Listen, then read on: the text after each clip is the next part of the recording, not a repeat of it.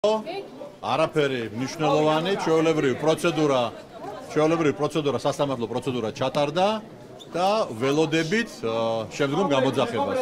ეს არის სულ.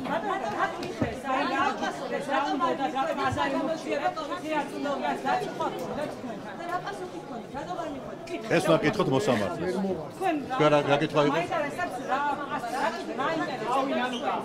თავარი კითხვა არის, კი ბატონო, თავარი კითხვა არის, რატომ არ მივედი პარლამენტში, ეგრეთ წოდებულ პარლამენტში შექმნილ კომისიაზე, რომელსაც უწოდეთ ცირკი, შაპიტო და ბიძინას შოუ.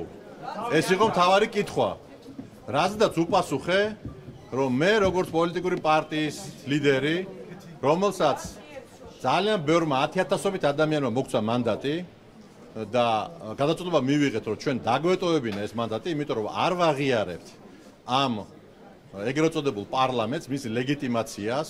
მე წამოღებული მქონდა საბუთები, საერთაშორისო გადაწყვეტილებები, რომელიც მინდოდა რომ გამეცნო მოსამართლესთვის, რომ არც ერთ ქვეყანას, ევროკავშირს, ევროსაბჭოს, შეერთებულ შტატებს დოკუმენტები მქონდა წამოღებული, ასევე დასანქცირებული, აი ამ მთავრობის დასანქცირებული ადამიანების სია, რომ დართული იყო ეს საქმეში, რომ ამეხსნა თუ ეს არ არის რაღაც ჩემი უბრალოდ მიზეზი, არამედ ეს არის საფუძველი თუ რატო არ ვაღიარებთ ჩვენ ამ პარლამენტს, ამ არალეგიტიმურ პარლამენტს. ამის საშუალება მოსამართლემ არ მომცა, თუმცა მთელმა მსოფლიომ იცის, მთელმა დემოკრატიულმა სამყარომ იცის, რომ ბიძინა ივანიშვილმა 2024 წლის 26 ოქტომბრის არჩევნები რუსული მეთოდით გააყალბა, რუსების სპეცსამსახურების მონაწილეობით, რუსები იყვნენ ობიექტებზე აქ ჩამოსული და ისინი მართავდნენ ამ სიტუაციას. ამის მერე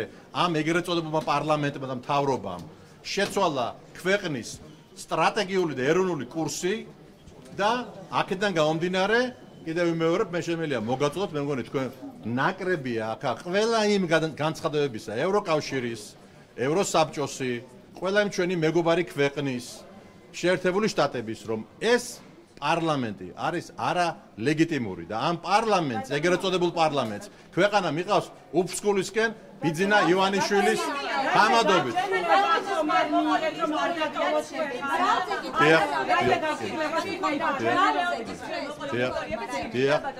თქვენ რა განათლება გაქვთ? შეიძლება მითხრათ, იურიდიული განათლება გაქვთ რამე? არა, მე ხო შემიძლია რომ კითხვას კითხვით გიპასუხოთ. რაიმე არა, როგორ ამ შეამოვნეს ყველა მე დღეს მოგიწვიეთ თქვენ და მზად ვიყავი რომ ესეთ კითხვებზე მეპასუხოთ. დამამთავრებინეთ. ძალიან გთხოვთ, თუ არ დამამთავრებინეთ საუბარს, არ გამოგვიეს საუბარი და არ გაურბივარ თქვენ კითხვას. კითხვა მაქვს, კითხვა მაქვს. თქვენ თუ იურიდიული ორი კლასის, ანუ ორი, ეს თქვა, წიგნის განათლება მაინც გაქვთ, გეტყვით რომ 14 წლის მერეც ჯემალ ლეონიძეს შარშან წინის წინ და 14 წლის წინადაც ჩემთან მამუკა ხაზარაძესთან არანაირი იურიდიული სამართლებრივი კონტაქტი, კავშირი, ხელშეკრულება არ ქონია. შესაბამისად, დამამთავრებინეთ, გპასუხობთ.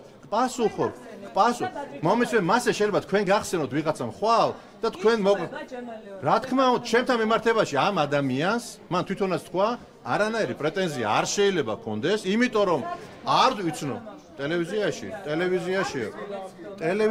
თქვა, გადაახვიეთ და ნახეთ.